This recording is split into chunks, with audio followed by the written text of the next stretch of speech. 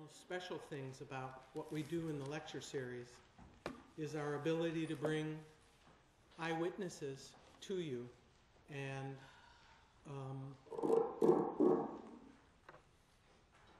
Paul often comes to talk. He hasn't been here in a couple of years. But today we're going to hear from Paul Schwartz Parts. He has a very unique story, and yet in its being unique, it also is a story that many people experienced, but his is his own and unique. We're going to start out with showing a DVD of an Emmy Award-winning video that was made about Paul's life. Then we'll have some questions and answers. I encourage you to think of what you'd like to ask Paul as things go on.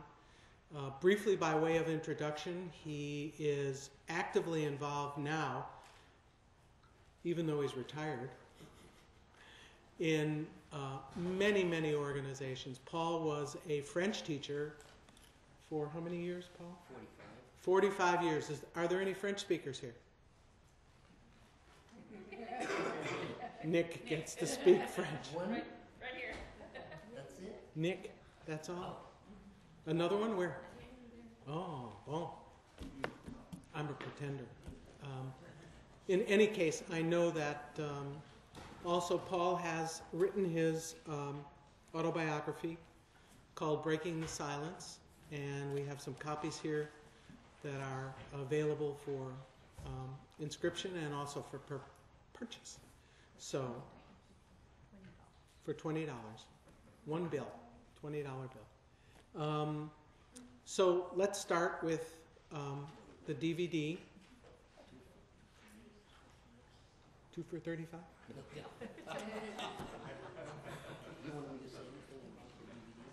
Yeah, Paul's going to introduce the DVD and tell you about the production of it. And I remember seeing it on TV. Thank you. Hi, I can either do this or stand on tippy toes. I'm used to both. Thank you very much. No, the DVD was made, the film rather, the DVD was made by me, but the film was made by KRON in San Francisco on old tape, you know, but I transferred it to DVD because it's a lot easier to show it that way.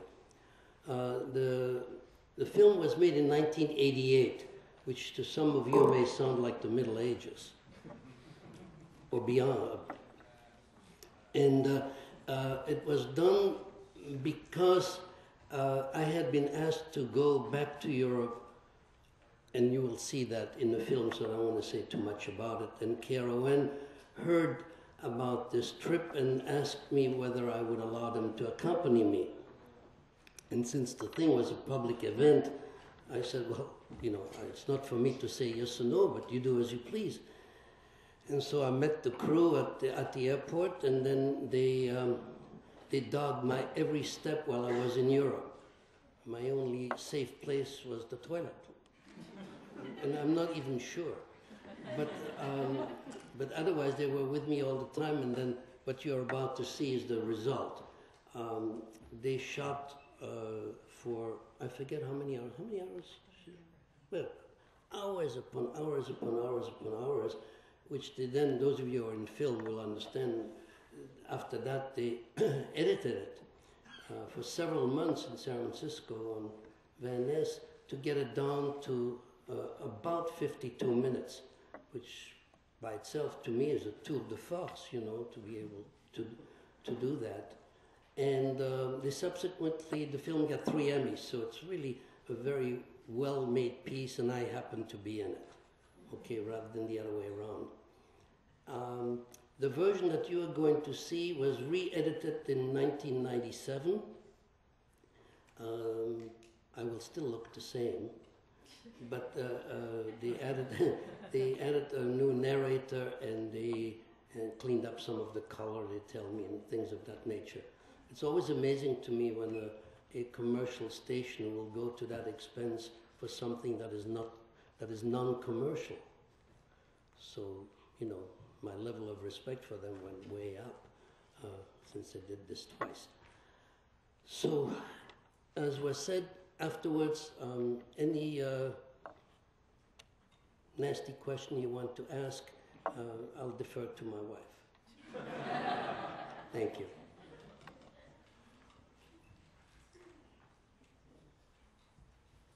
You okay?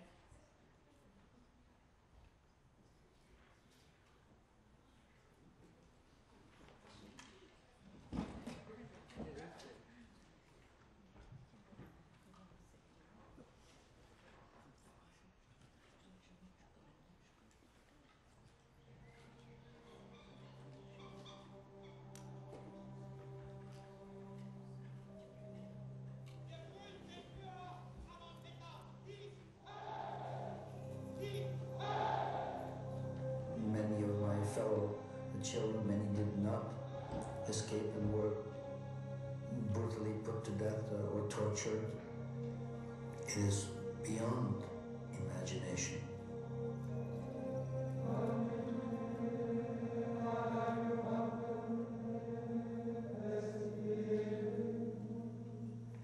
We, the German Chancellor and the British Prime Minister, have had a further meeting today. We regard the agreement signed last night as symbolic of the desire of our two peoples never to go to war with one another again. I know that it happened. I know that I was involved in it. I know that I had to go into hiding to escape.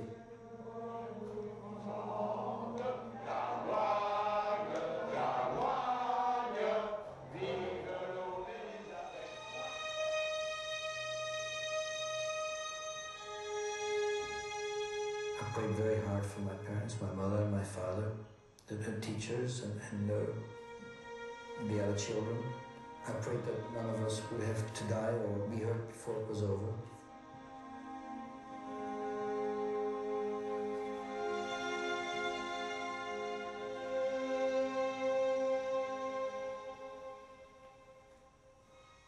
World War II, and Europe was filled with rage and madness and killing.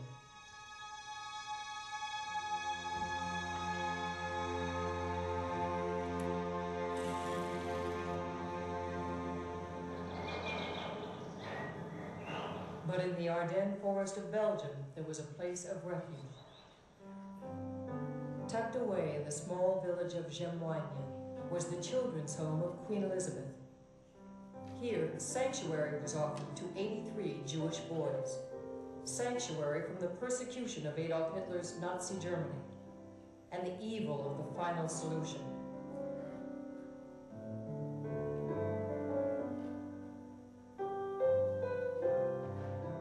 Decades later, in the spring of 1988, the children returned to a reunion, men in midlife with their families and friends, to greet and embrace each other, and the people who were their saviors.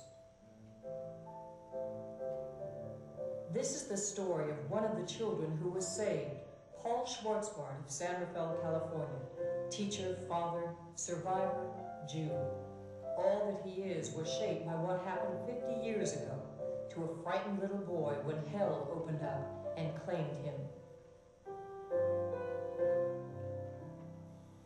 And I can only forgive things that were done to me. I can never forgive what was done to my father and to the rest of my family. Only they can forgive that. I cannot.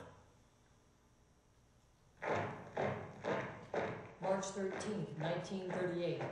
Vienna, once the capital of an empire of kings and queens.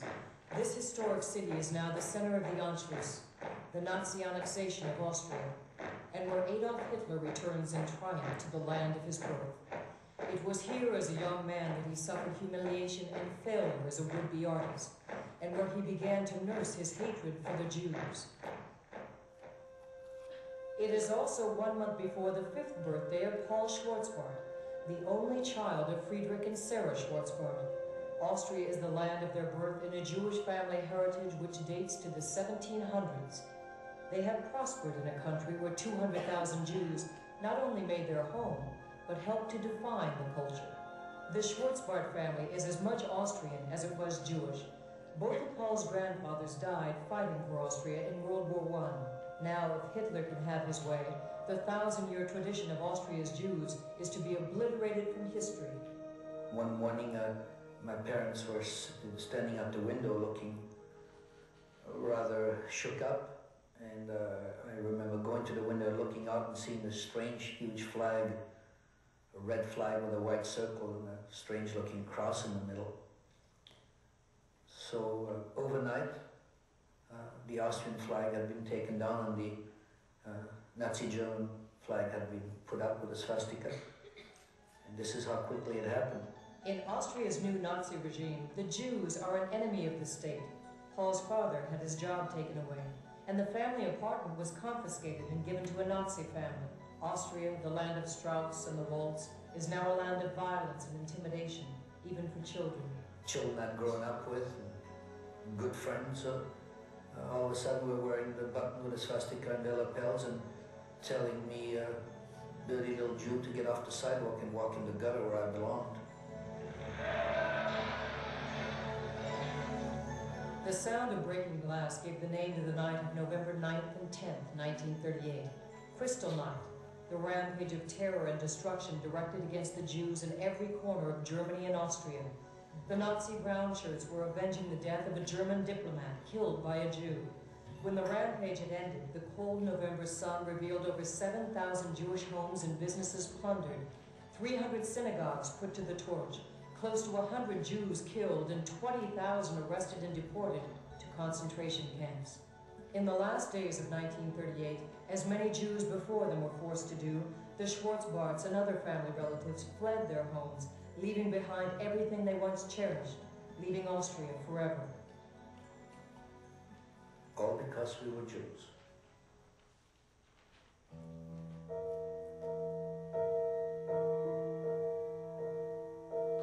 In late winter of 1938, the Schwartz Parts smuggled themselves out of Austria through Germany and into Belgium.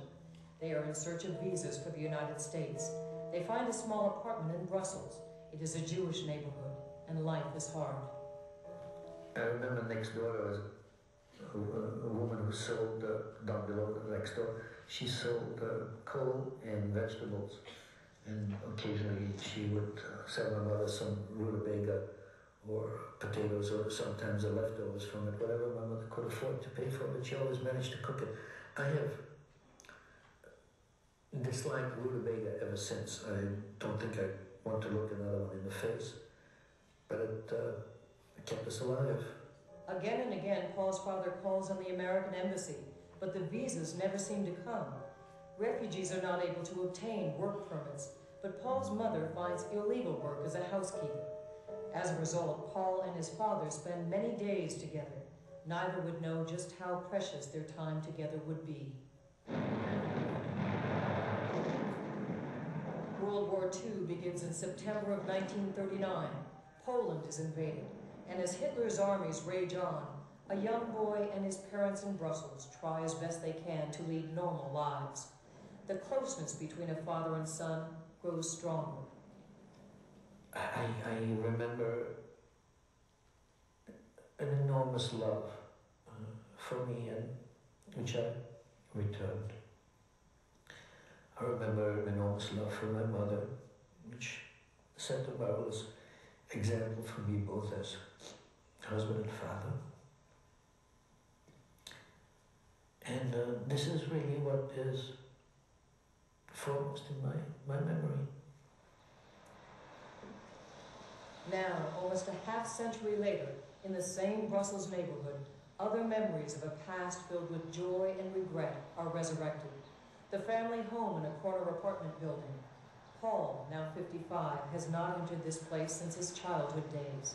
The little apartment that we rented in '39, it was a walk up on the 3rd floor. I feel like an intruder, you know. Okay, here's the 3rd floor. This was it. Looks unoccupied. This was our kitchen. This was our bedroom. It looks unoccupied.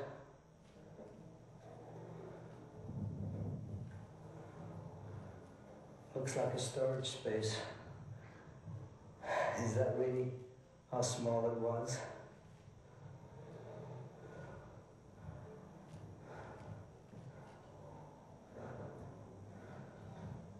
This door that either did not exist, don't remember. If it did exist, it was not one that opened, because this is all there was. My bed was here. There was a stove here. My mother's bed was right here. I always thought it was a large room. It's not a large room.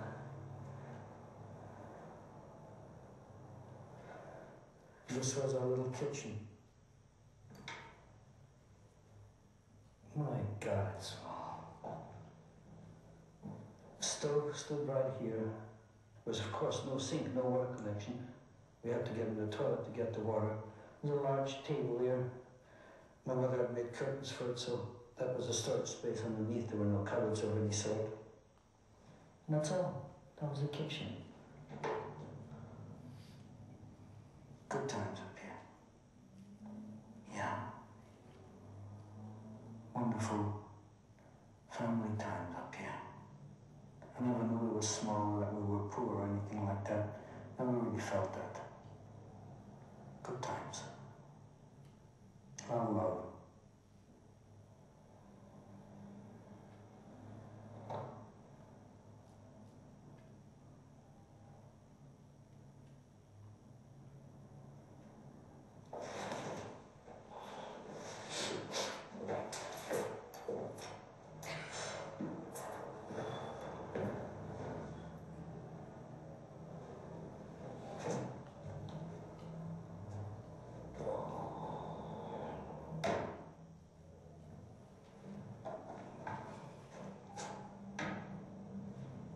You sure don't need much to be happy.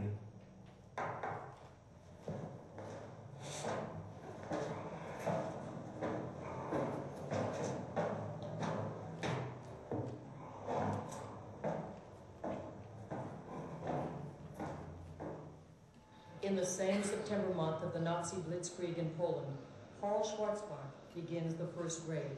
He is 6 years old. This is the school where I met Joseph Campé, a wonderful man, my first year teacher, who really taught me French.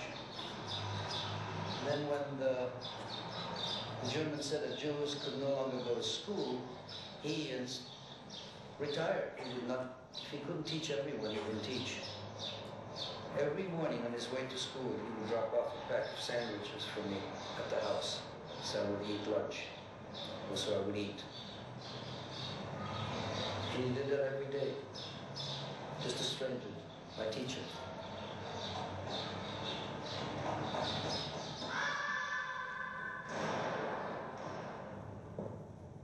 This was a good place.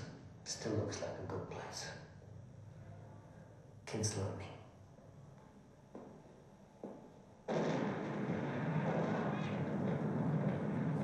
Friday, May the 10th, 1940. The German army invades Holland, Luxembourg, and Belgium. Disregarding the 3-year-old pact of neutrality, Hitler's swift attacking infantry and panzer divisions overwhelm the Belgians. On the same day their country is invaded, Belgian authorities begin a roundup of German-speaking refugees. They are seen as potential spies, possible Nazi collaborators. Tragic and ironic, most are Jews running from the Nazis. In the roundup, which lasts 3 days, upwards of 10,000 are seized. Paul's father was among them. Well, we were on the 3rd floor in our bedroom, and someone knocked at the door, and there was uniformed Belgian police with white helmets and a civilian. And they had papers, and they asked for Friedrich Schwartzberg, and they said that because of the war situation, he, being Austrian, he had to accompany them. It was very simple. It was not unfriendly. It was very matter-of-fact. And my mother was beside herself. I didn't know what to do. And they said that we could come down to the police station and bring some things to him. And off they went.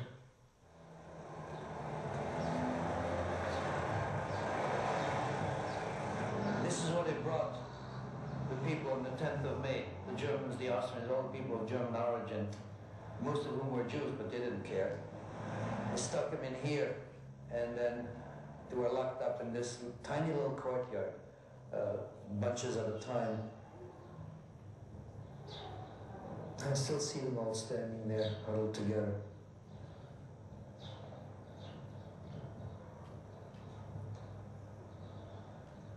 Everybody trying to be optimistic and wishing their wives or whomever, well, they'd be all right. And so my mother and I brought a bundle of clothes here and got it through the grill work, and this is the last place I saw my father. Yeah, right behind us here, just sticking his hand out, reaching for us.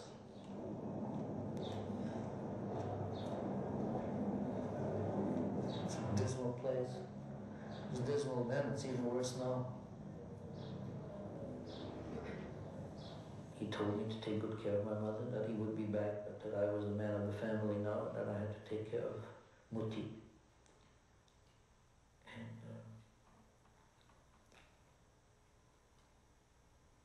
neither one of us knew that this was the last time.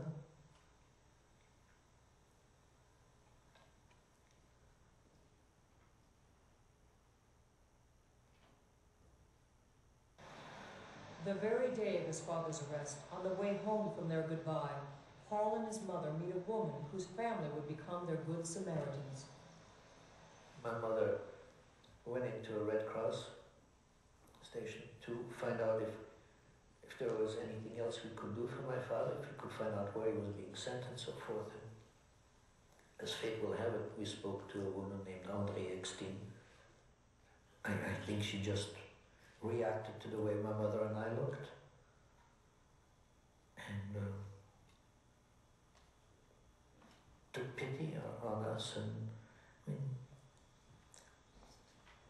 as a human being in need of solace and help, and she willingly extended her hand.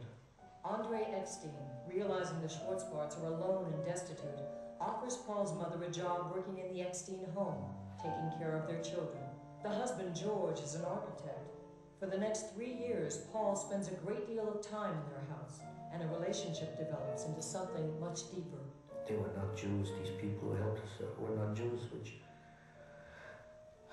allowed them a certain amount of freedom that we didn't have, but also linked them very closely with us, and they would have certainly shared our faith if anything had happened to us.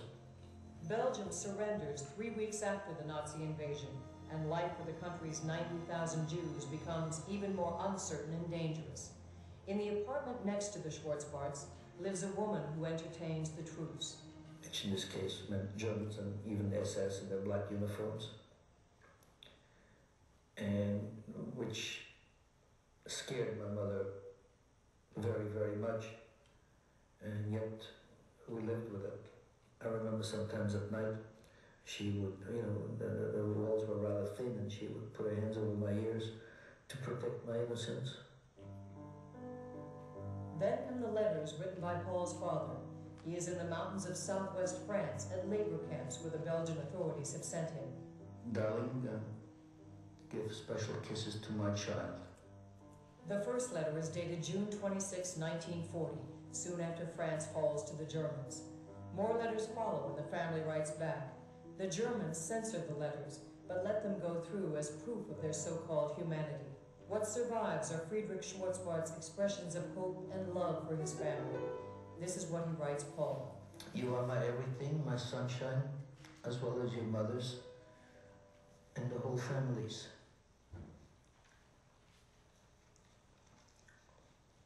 I'd like to hold you fast, to love you, tell jokes with you,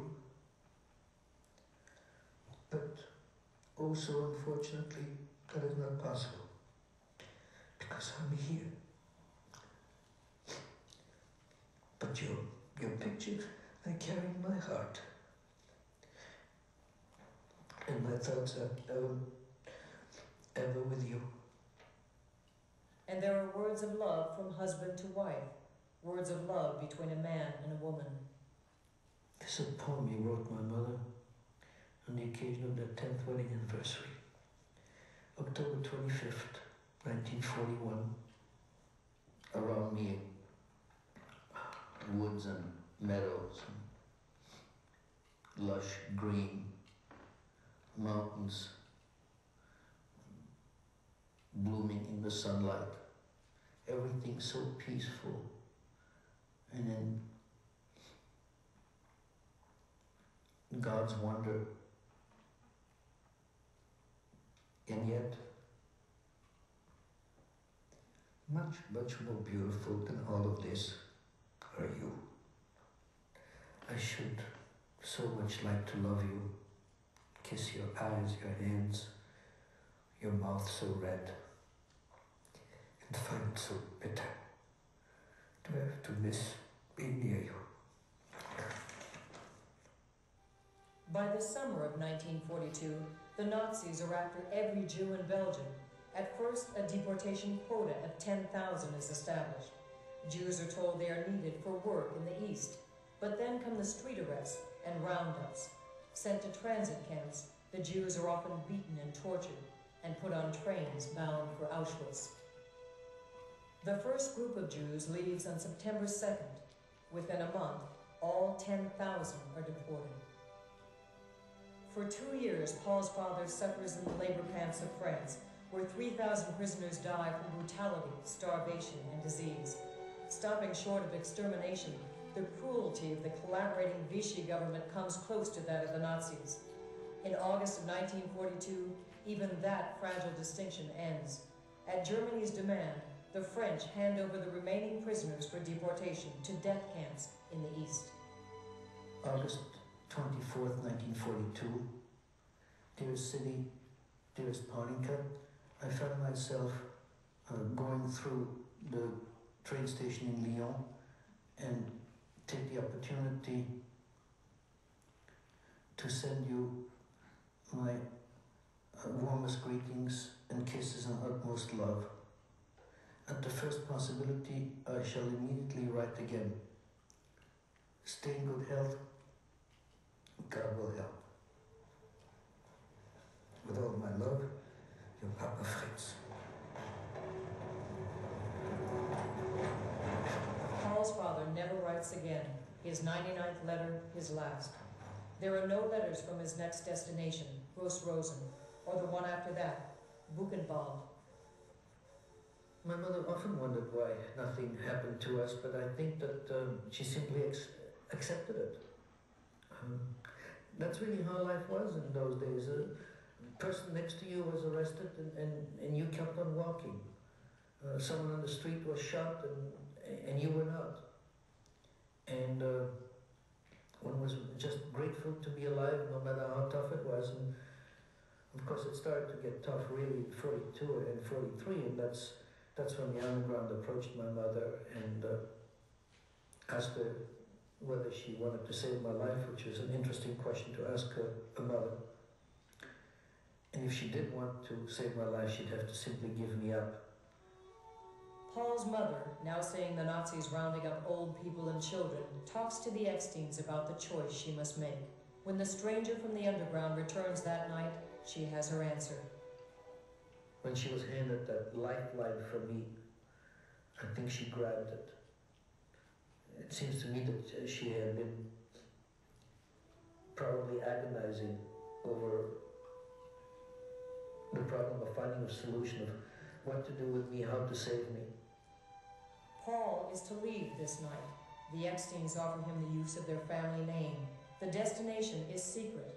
Not even his mother is told. And she got a bundle of clothes together for me. Some good shoes, and some warm underwear. And the man came, and she said yes. And we kissed goodbye. It wasn't quite so simple, but And off I went into the night with this man holding me by the hand. And he took me to the train station, the Luxembourg, and he put me on a train and told me where I was going, and told me to take care of myself, which meant, remember, you're not Jewish. And then he walked away, and I never saw him again. And a few hours later, I ended up in India, a little village of Jamonia. It is May 13th, 1943. Paul Schwartzberg, now Paul Eckstein, does not know whether he will ever see his mother again. He is 10 years old. And now that I am a father, I'm beginning to understand what she must have gone through to say yes to letting her son walk away in the night, not knowing whether she would ever see him again. It must have torn her heart out.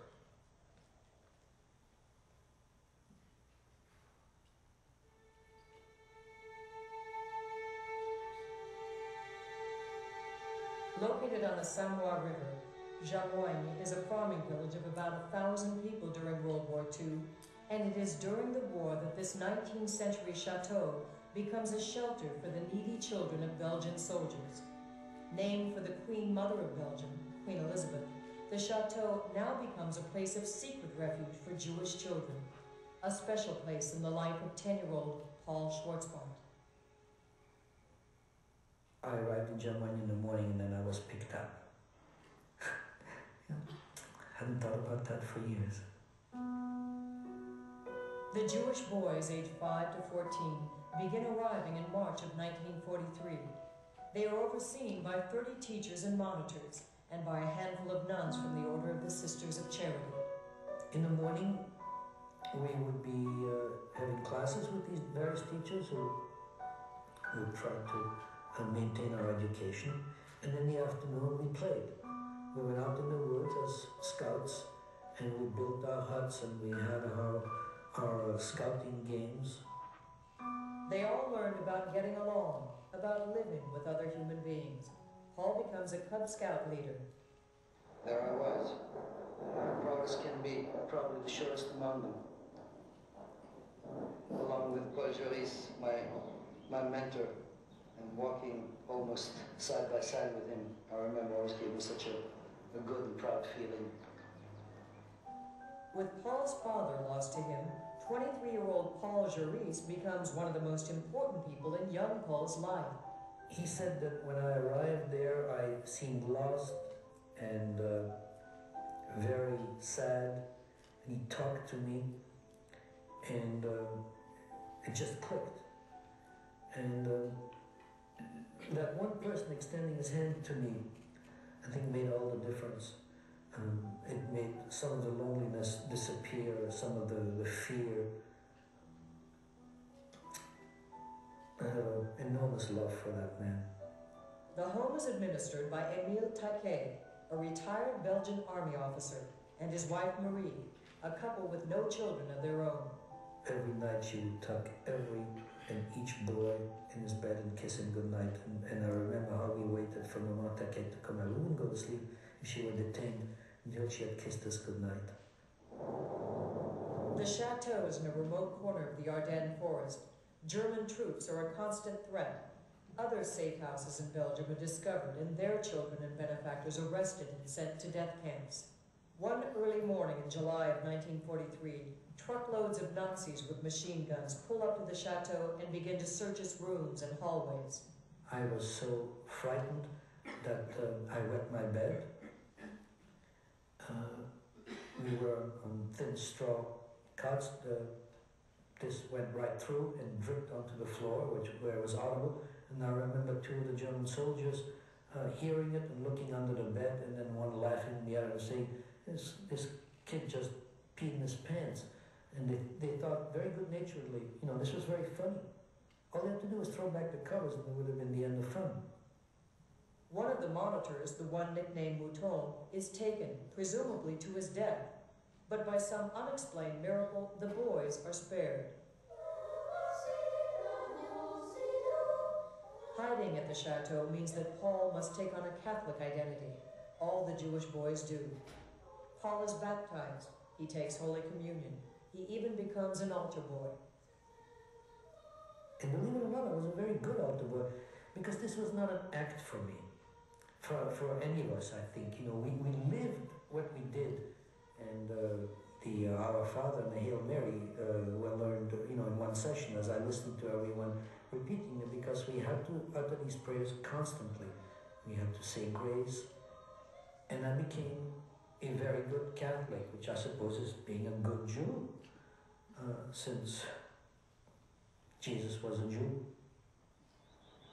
As the months pass into the next year, Paul falls into a routine that offers some semblance of tranquility. The home becomes a place of beauty and warmth.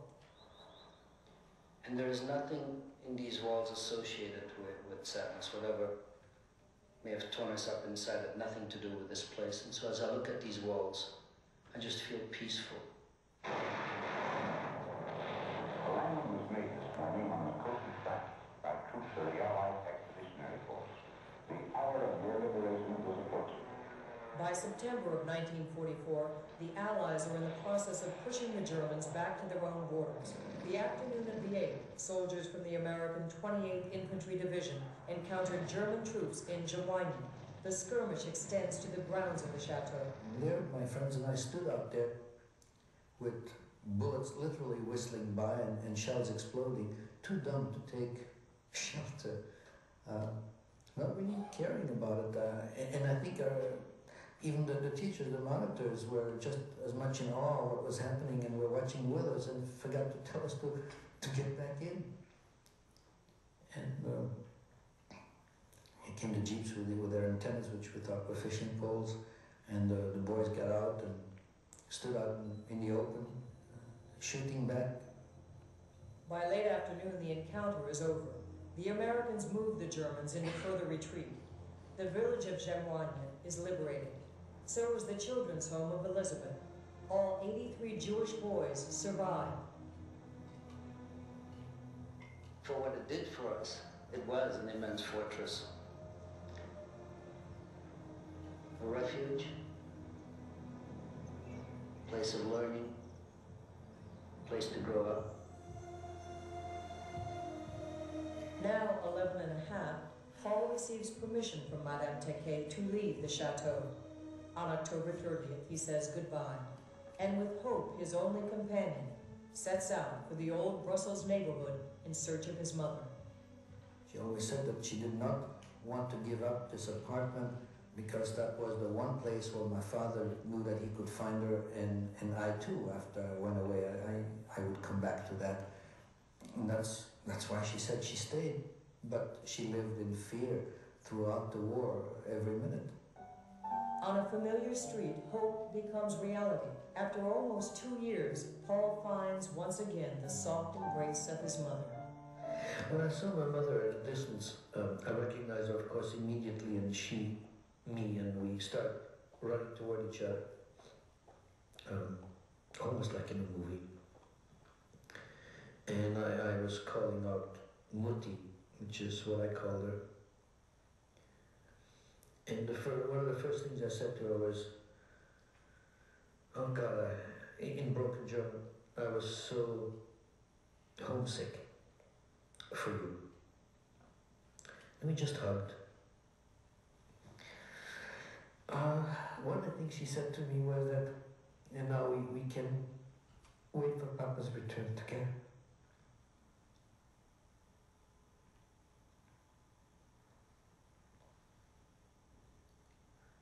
So we started waiting and inquiring, filling out forms, trying to find out where he was and when he would be coming home.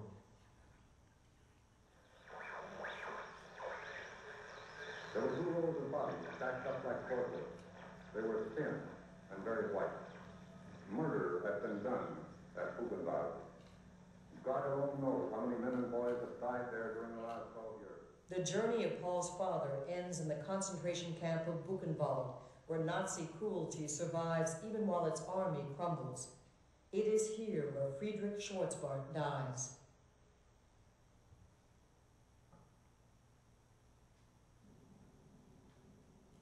There is an epilogue to the story of Friedrich Schwartzberg, and it is found here in the Brussels office of the Belgian Ministry of Justice, in a series of rooms, row upon row of Nazi records, itemized ledgers of the cold arithmetic of life and death.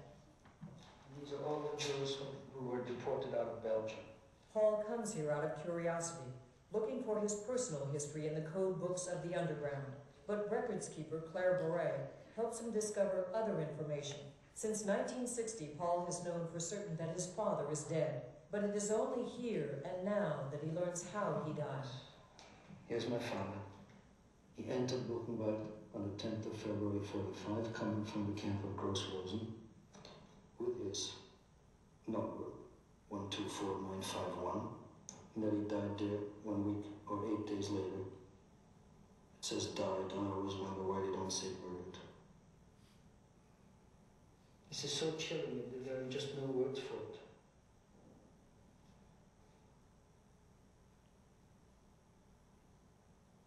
I know all these things exist, but to see your own father's life. Little slips of paper from German registers, you know. There's all the information. It's incredible.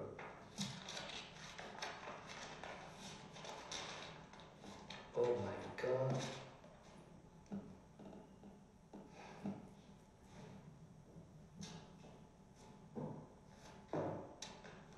That's how I remember him.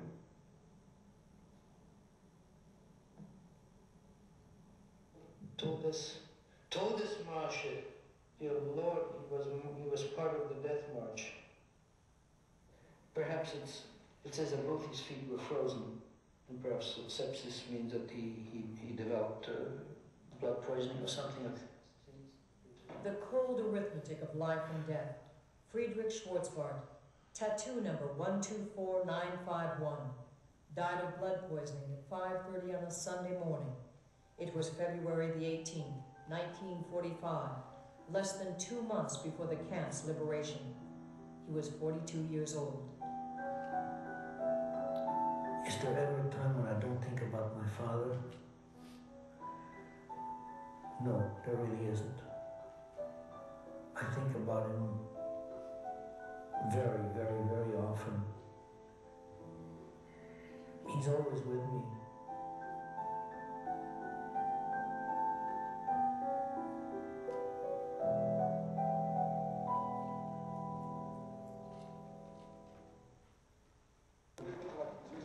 You know, this was a big battlefield. More than 4 decades later, the chateau is alive with familiar voices again. Oh, God. Paul and the others have returned to remember. Come a long way for this. On this warm Sunday afternoon in the Ardennes, they have come from their homes across Europe and America.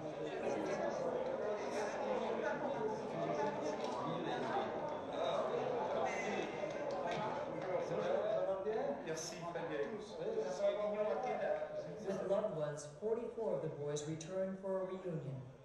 For many, including Paul, it is the first time they've seen each other since their childhood days. These are human beings that, even though we have not seen, for the most part, one another for 45 years, we walk up and time means absolutely nothing. You embrace one another, you kiss, and the glow is so profound and so special. His beloved teacher, Paul Jaurès, is here. Now 67 years old, he is a professor in Brussels.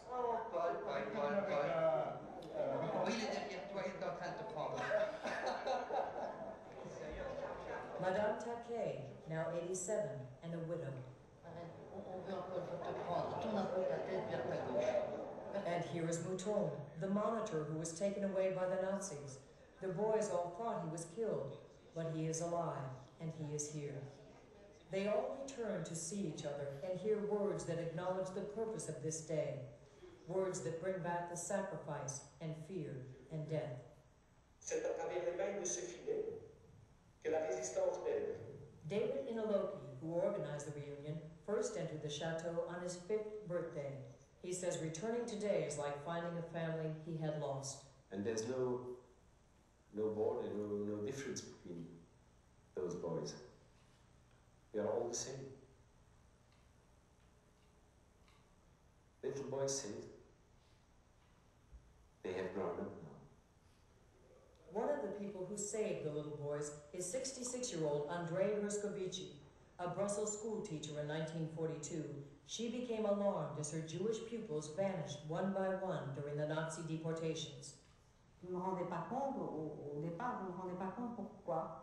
I would ask why they were missing, and they told me they were taken away last night by the Germans. They went to a camp. And then I told myself it was impossible. We cannot stay like this doing nothing. Others shared her feelings. In the same year, the Jewish Defense Committee was established to save Jews from extermination. The committee contacted authorities in the Belgian government who were sympathetic. They agreed to help provide secret havens, like the Children's Home of Queen Elizabeth. André joined the effort, and through the Belgian underground began the dangerous job of shepherding children. Et c'était dramatique. And it was very dramatic when I left with a child, and the mothers were begging me and kissing me and were asking me, tell me where the child is going to go. And I said, no. Afterwards, when I was in the street, I cried, but at the time it was hard for the mothers, and many of these mothers never saw their children again. That's what you should know. The children of Jamwanya on this day also came to honor those who helped save them. They are called righteous Gentiles, non-Jews who saved Jews during the war.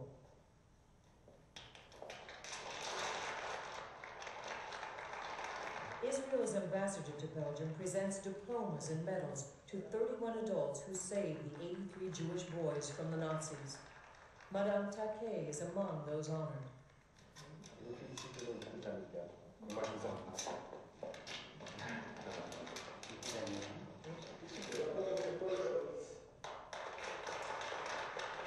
Paul Jaurès is also recognized, the man young Paul so admired and respected that he too became a teacher. After the ceremony, mentor and student talk about the past. Paul remembers when I arrived in Jamwanya. With new shoes. You had new shoes, and it was very difficult for you to walk. I remember that because, you know, Mommy had to equip me for going away forever. Yes. So I had good shoes on. We became good friends. Yes. And then you became my godfather. In the true sense of the word. He was not a rational boy. I had some pupils in my classroom who were very clever too, but who only worked with their heads. And Paul had also a very big heart. You understand what I mean? What was Paul. And because he had a very big heart, his eyes reflected what happened in his heart and in his body. On the way to the banquet, Paul met another dear old friend, 73-year-old Father Rene Varde, the priest who made Paul an altar boy. He was our father with a capital F, and he taught us catechism, and he taught us about values, and he taught us about dignity and how to become a human being that matters. Father Varde, now with cancer, was advised by doctors not to attend the reunion, but he came, he says, because doctors don't always understand about God.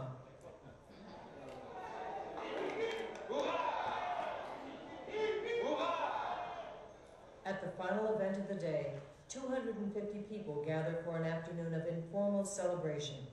Here in the church banquet hall, they'll share food and drink and complete their renewal with the past. They sing to remember the love of the grown-ups who saved them, as well as the comradeship of the other boys. They sing to declare their own survival. They sing to forget what they can never reclaim, the dreams that were shattered on the night of the broken glass. They sing to celebrate one small, undeniable, and singular triumph of good over evil, a conspiracy of love between men, women, and children, with two faiths, but one God. It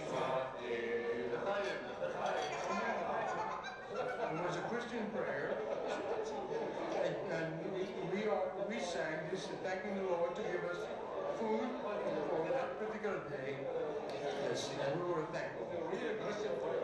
It was a Christian prayer, that's all.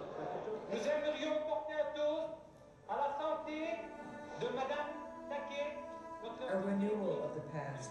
In this hall, Madame Taquet is surrounded by people she cared for and loved so many years ago. In all, she was responsible for 125 Christian and Jewish children. As a family, it had its normal problems.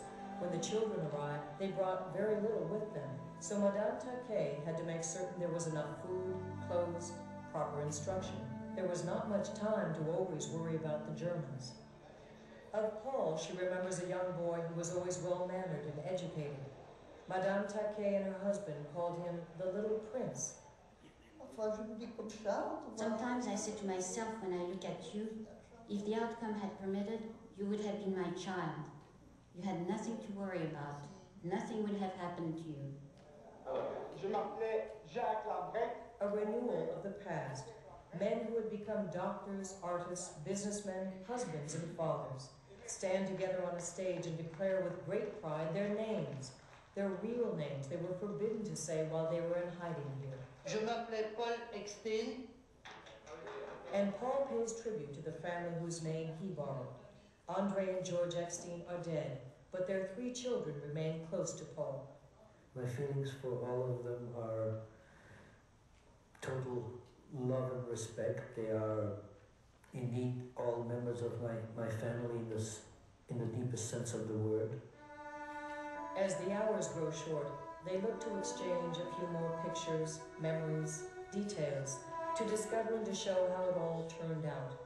As though the past was close by, this afternoon of reunion allowed each of them to reaffirm the human capacity for love. I still love my children the way I loved them at the time. Does a mother ever forget her children? I had adopted these children, and I kept this affection for them. And I would do for them now what I did back then. I was at the same time very happy to see all that people, and at the same time I was a little sad because it's past is no more. Past is no more. Little by little it became more and more emotional, and after a little while it was almost overwhelming. Because all the memories of those days and what I kept seeing all of us as kids again. All for one, one for all. So for one day they have been together again, and now that day is coming to a close. They tell each other we must meet again, and on this one day they have celebrated together what they have celebrated apart for the past 4 decades, their own survival. They have returned to the place and the people where that survival was secured. They have shown what they have made of that gift they were given here, a journey begun in fear and completed in triumph. It's wonderful to be alive. It's wonderful to be alive.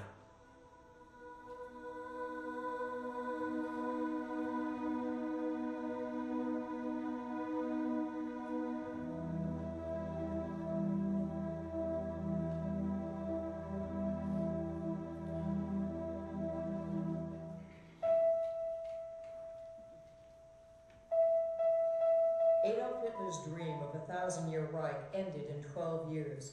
Of the 6 million Jews who were murdered, 1.5 million were children. 15 of Paul's relatives were exterminated by the Nazis. Fulfilling a legacy offered in his youth, Paul has been a teacher for 32 years. He is also a proud husband and a father. His wife Gail is a concert violinist, and they are the parents of 2 sons, Mark 14 and David 13. a close, nurturing family, they continue the religion of his ancestors. In 1969, having remained faithful to her husband, Sarah Schwartzberg died.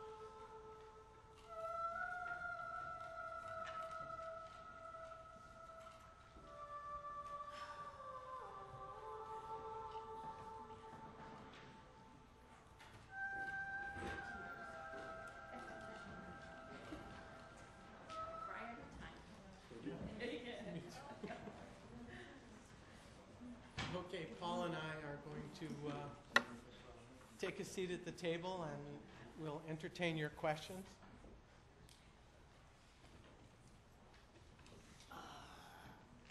I'll make my way over there. I may stumble. They're going to look in your eyes to see what your heart.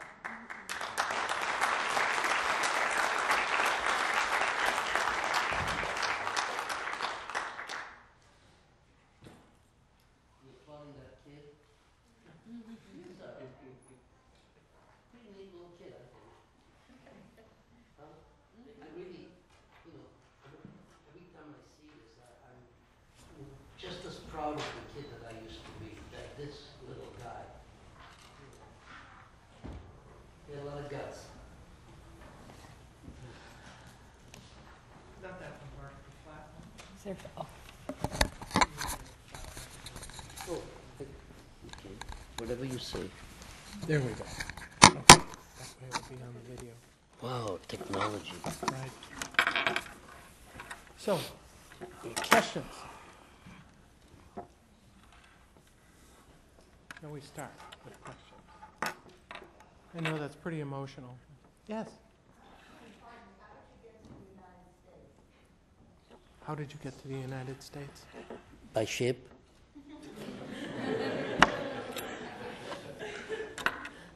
Just trying to relieve the tension. As the film showed, my mother and father made the decision to come to the United States in 1938. And unfortunately, the war preceded the papers coming through. So after the war, my mother reapplied.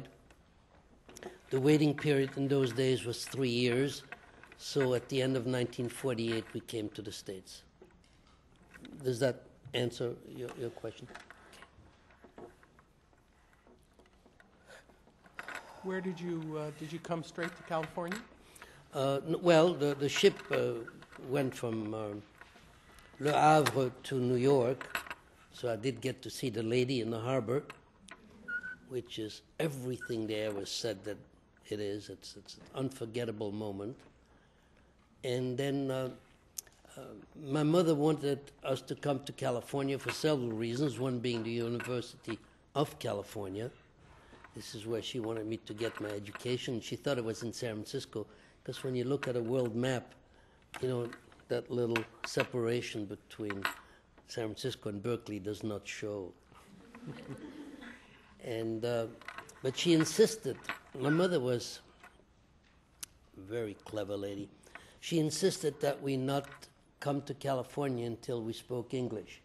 And since neither she nor I knew any English, we worked very hard, day in and day out, reading every newspaper we could, trying to speak only English to each other. Takes some effort, but we did. I don't know where she got the money, but she managed to get a quarter almost every day for me to go to a movie. And of course, the movies are shown without subtitles, so I had to pay attention to the English. And so after about 2.5 months, we felt pretty comfortable with English, and then we took a train and came to California and stayed. What's a movie you remember? The first movie that I saw in New York was Jimmy Stewart in The Rope. Do you remember? Has any one of you ever see it? He's the criminology professor whose students kill a third student and then invite him to dinner, and the table is the big basket or whatever, the box in which they have his body. Oh. I mean, it's almost ghoulish without being ghoulish, but throughout the evening, the dinner, so by the end of the evening, the professor has figured it out. This is supposedly based on a real case, but that was my first movie. So it was all conversation, no action, which makes it a lot tougher. When there's action, you can figure things out. Conversation is difficult. Right. But you realize from the movie how extraordinarily clever I am. Yes? How did you arrange for accommodation in New York? I'm sorry. How did you arrange for accommodation? How did you make your arrangements to come to New York? Where did you live? Where? Where did you live? No, where did I live? Where? How did you In New York. find a place to live when you came to New York? How did I find a place in New York? We stayed at a refugee hotel near Broadway, as I remember, and almost everybody there was a refugee, had come over, and there was an organization, I think it was the Joint, that paid for the rooms and gave us a daily allowance for food. That's why I never figured out where she got that quarter to send me to the movies. Seriously, but that was my mom. Or as I called her as a kid, Mutti. Mutti. Yes. If you could choose one thing for each of us in the class to remember, what would that be about your experience? About this experience.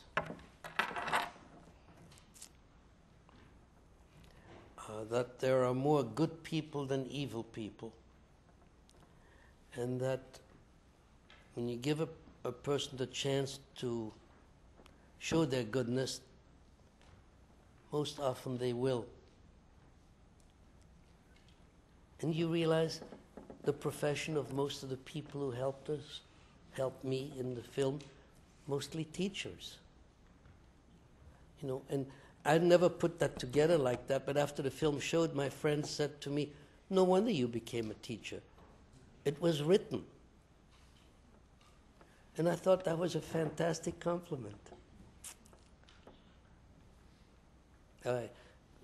My dear wife and I, she moved, she's over there now.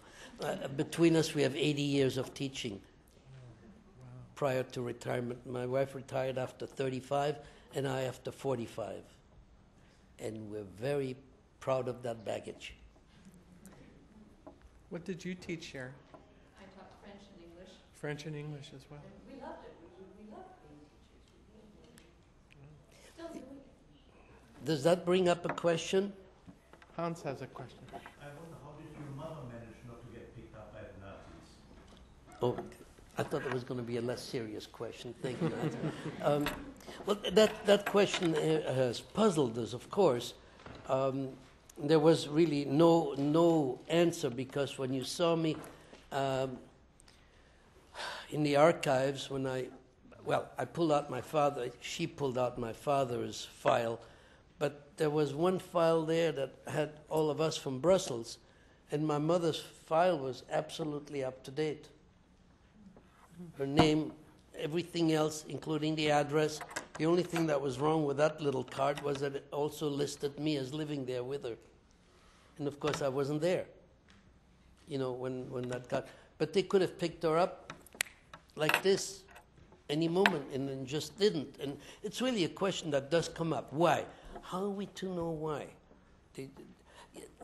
One thing that comes to mind, I've thought about this a great deal, is maybe that woman next door who had that business of entertaining men, most of whom were soldiers, and so perhaps for that reason, not to embarrass them, maybe the building was off limits for anything.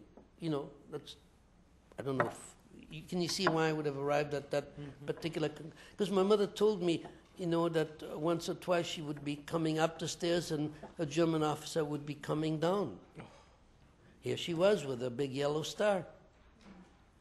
And she remembers the one instance where the officer bowed to her without any hint of sarcasm and said, gnädige Frau, which is an appellation of great respect in German. Dear lady with a capital L, right? I can't translate it any other way. And she said she lost several days of life and he just moved on. I mean, he was finished, yeah? So he was on his way. Coming down he the was stairs. coming down the stairs. So, you know, but he didn't have to be that polite, but he was.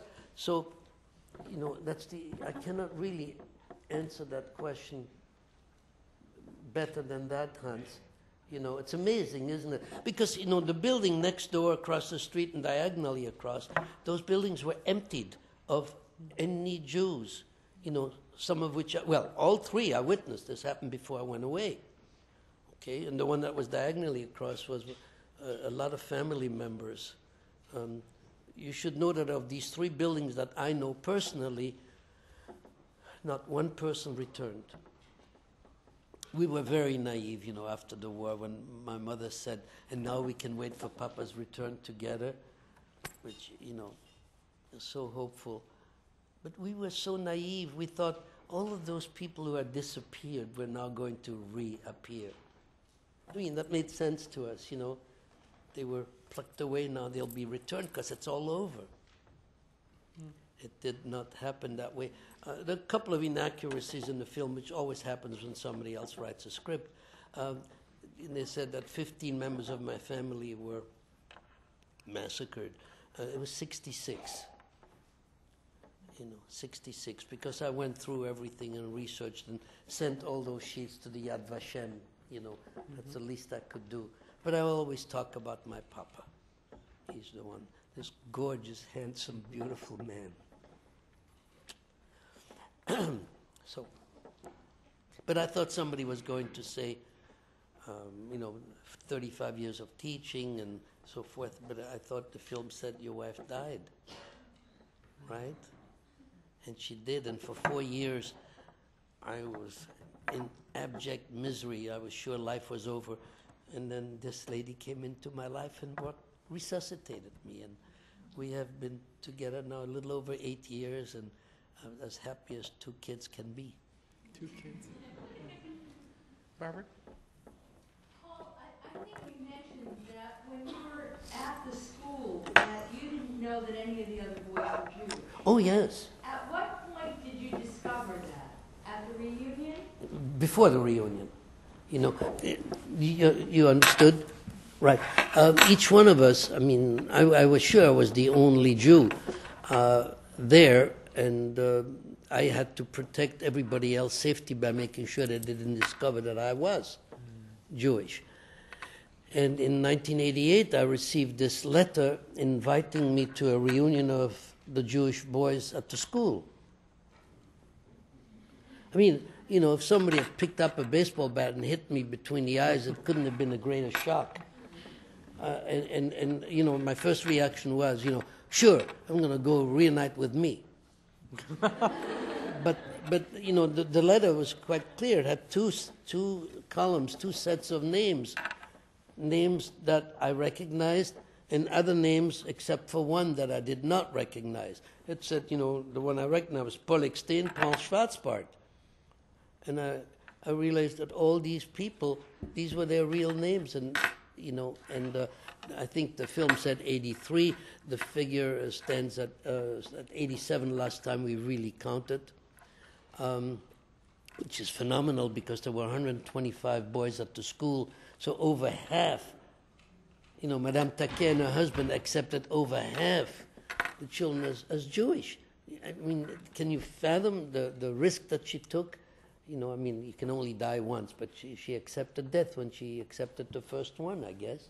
You know, but she was putting all the others at risk too, as was the Eckstein family by giving me their name. If I'd been caught, all of them, they would also have died. So that is extraordinary. One point I'd like to mention in the same vein is that 3 of the boys had brothers. And we didn't even know that X and Y were brothers. You know, they kept that secret. And that's why it worked, you know. A secret only works if you keep it secret. I mean, the temptation for people to turn people over to the Germans was enormous. First, they didn't like Jews, and secondly, the rewards were great. So it didn't take much to get caught, you know, so luck. Sir? Paul, you were a very good altar boy. Yes, I really was. How was the transition from being an active Catholic Church participant into, but did you have the realization that this was like a suit of clothes that you could take off? I've never thought of it that way. That's a beautiful image. Almost, you know. It was a role that I played, fully cognizant of the responsibility that this role entailed. I treated it with great respect. But it was not a matter of conversion. When I returned and saw my mother was not highly educated, but she was the cleverest person I think I ever met. You know, she had to go to work when she was pretty young, so I think after high school that was it. But she was highly educated. And the way she handled this whole problem of the 2 religions and what to do was that she didn't. The first Friday night came along, the first Sabbath came along, she blessed the candles, and I was back home. That was it. We never had discussions about it. Many years later, here in the United States, she said, "You remember that day when we saw each other on the street and started running toward each other?" I said, "Of course." And she said, "You know, the greatest joy of my life, I think, was seeing you. And then I noticed on your belt you were carrying a cross." And that was someone putting a knife through my heart. She never said a word till all those years later. You know, that cross was one of the prized possession, I'm sure, of one of the sisters at the school who gave it to me as a going away memento. She must have given me what she had most precious. You know, and I wore it on my belt, you know, when I got back to Brussels and saw my mother. She talked about it before she died, long, long, long, long afterwards. Never made it a subject of confrontation or of hurt. Lisa, did you have your hand up?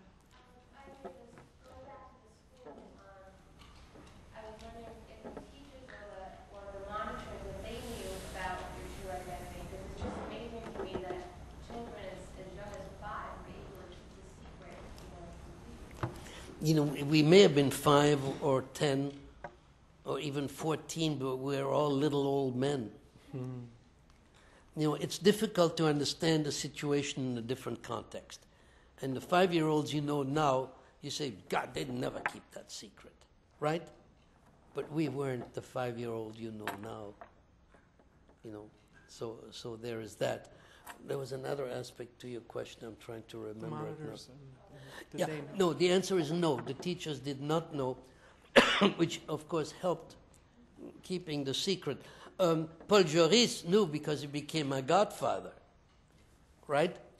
The only person who really knew was Madame Taquet, and her husband, of course, who did that. The priest, I really have my doubts. The sisters, well, one of them, you know where I'm going with that one. Okay, my wife knows everything. Gentlemen, remember that. She ran the infirmary. She took care of us, you know, when we were ill or something. using that god-awful stuff in our throats. But she never went any place without her thermometer.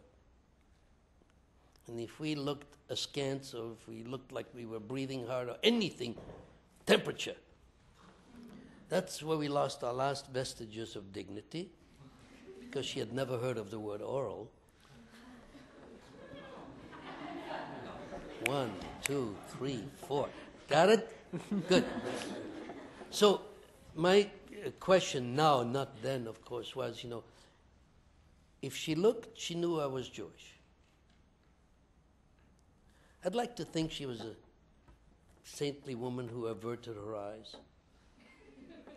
So she didn't know. But if she did know, she certainly kept her mouth shut.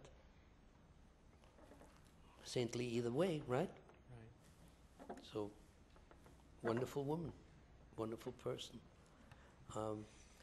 One thing we have not mentioned, and it may come up later when I'm not with you anymore, is, this business of becoming an altar boy, learning a new religion.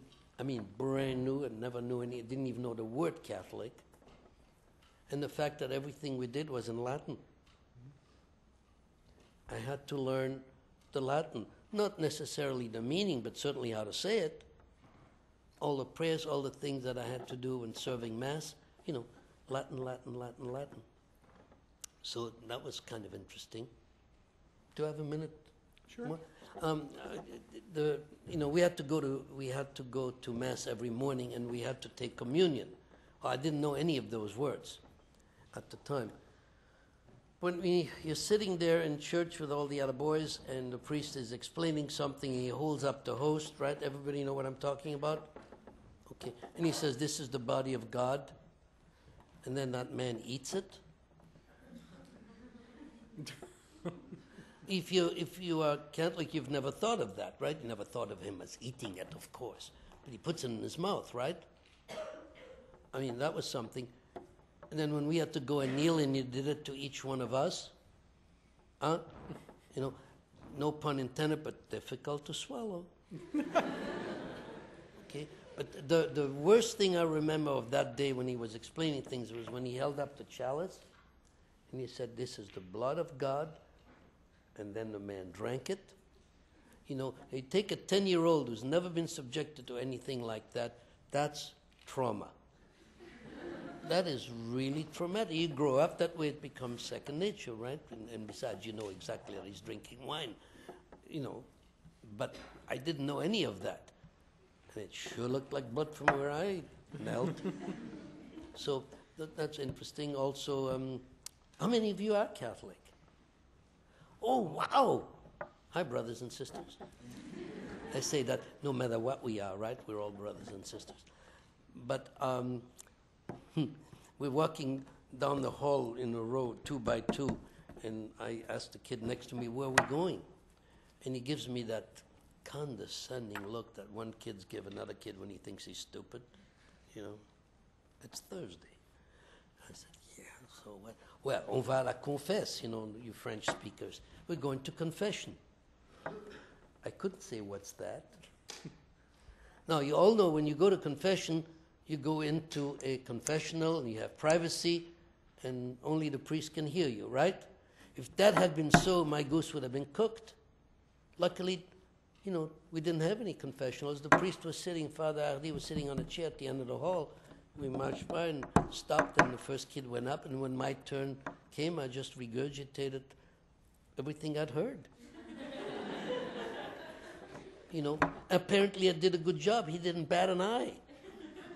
And I got my penance, and so forth and so on. And from that day on, and then about a week later, he made me his altar boy. So I must have done something right. I told you, the kid was bright. I'm not talking about me. I'm talking about the kid. He was bright. He had guts, and he wanted to see his parents again. He really did. Yes. The film says 90,000 Jewish people in Brussels or in Belgium? 90,000? No. It said that on that day, well, I know the figure. I don't remember what they said. But in those 3 days, they arrested about 30,000 men. Well, Ooh. Oh, I don't know the answer to. No, I really don't. It's funny. Not funny, but I've never looked at that.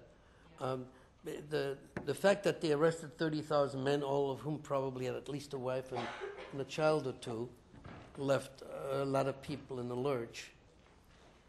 Oh, another thing linguistically. When André was speaking about not telling the mothers where she was sending the children, you understand why, of course, because if the Germans caught the mother or the father and made them talk, they couldn't tell them what they didn't know. And the Germans were very good at making people talk. But she said at the end of that sentence, and I want you to know that many of these mothers never saw their children again. Do you remember that statement? Well, the statement is true, of course, but the way she said it in French, what she really meant was the children survived, many of the mothers did not. You understand? Many of the children did never see their mother again, which meant, of course, the mothers never saw their children again, too. But of the children that were hidden, the 3,000 children that were hidden by this little group of teenagers, all survived. All came home, some to no home. I was lucky, at least I came home to my mother. You know? Jennifer, is that you? Yeah. Okay. So I'm curious about your journey home from the orphanage. It just kind of says when you were, 11 and a half, you Yeah. wanted to go back home, but it seems like there must be some sort of story there. How did you travel home and what were your experiences? It's a wonderful question, Jennifer, and it's been asked I don't know how many times, and I cannot answer it because I see myself saying goodbye to the nuns and Madame Taquet and so forth, and then I'm on the street walking and I see my mother. And I have an absolute blank between the two. You know? And people have suggested hypnosis and so forth, and then my answer has always been, what for? Why? You know, I don't need to fill that blank. Maybe I forgot it for a reason. There was no money. I don't know. It's far away from the Ardennes to Brussels. I don't know how I traveled there, but I did, quite obviously. Thank you, Jennifer. I'm sorry that I can't answer it better, but that's I've got an incredible memory for detail, and that part is just not there. Are you still in touch with any of your former classmates at the school? Oh, yes. Yes, indeed. I wouldn't say all of them, but a few. For instance, David, who spoke, they're the one who was 5 years old when he went in there. I didn't know him at the school, of course. Would a 10-year-old have anything to do with a 5-year-old?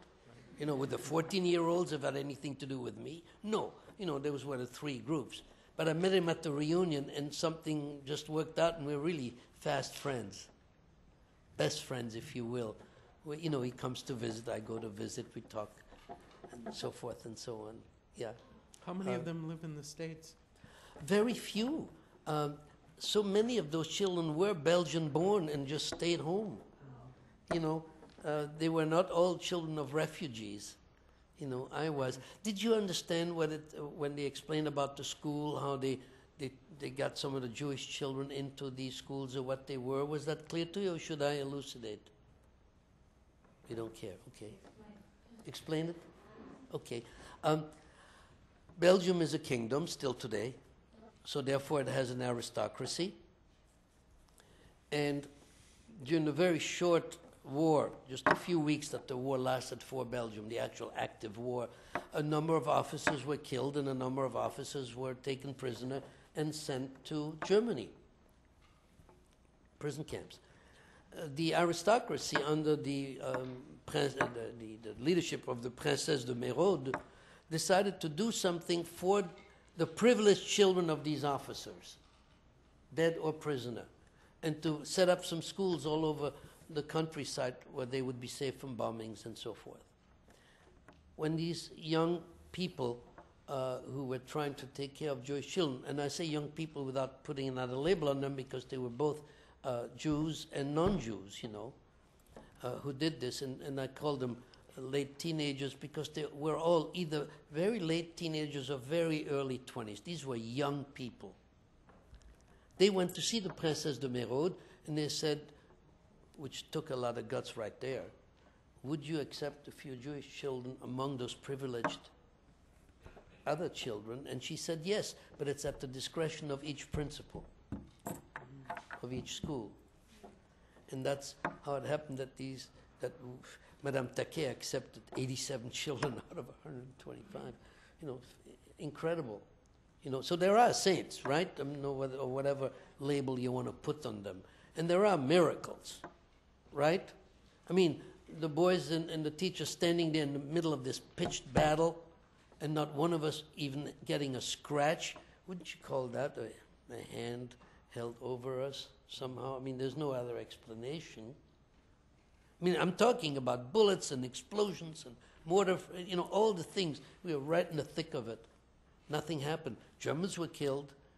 I don't know about GIs, I hope not, but, you know, it was a battle. So that was certainly a miracle.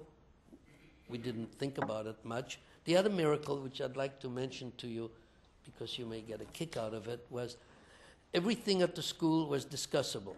The teachers promoted, you know, lively interaction, and we learned so much from that.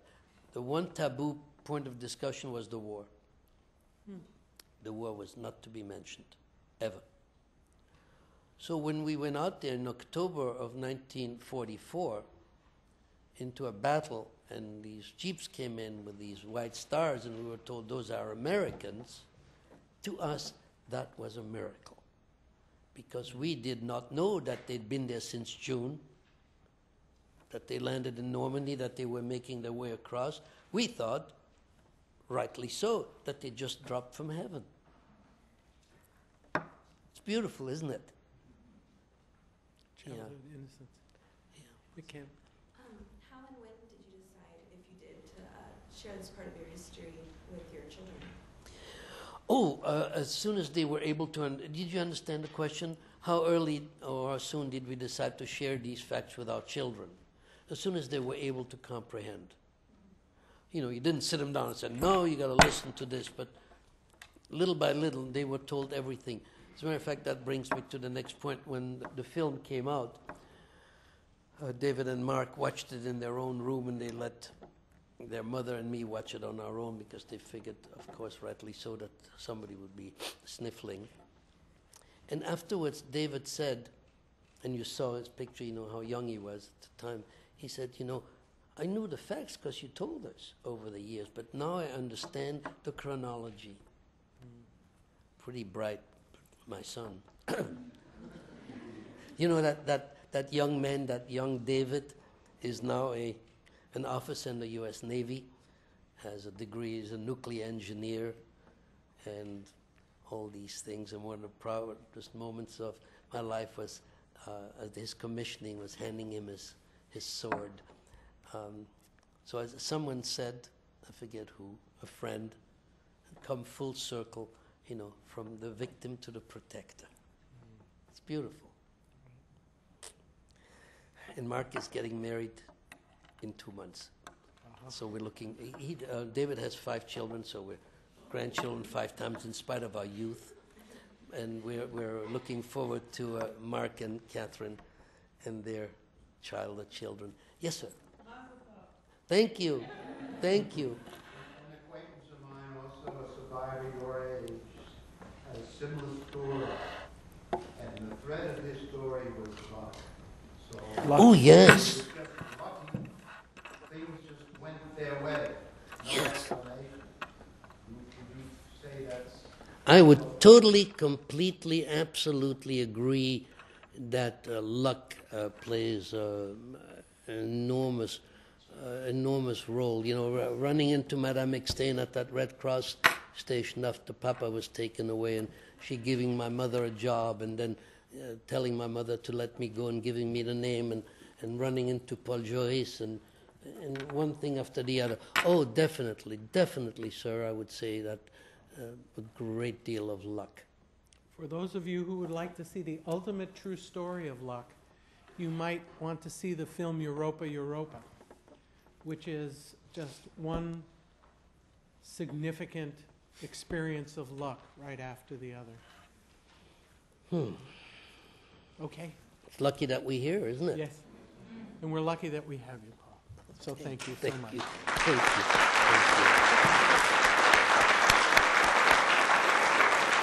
If you'd like to buy Paul's book, it's here. Do your usual attendance sheets there. The best thing I can wish all of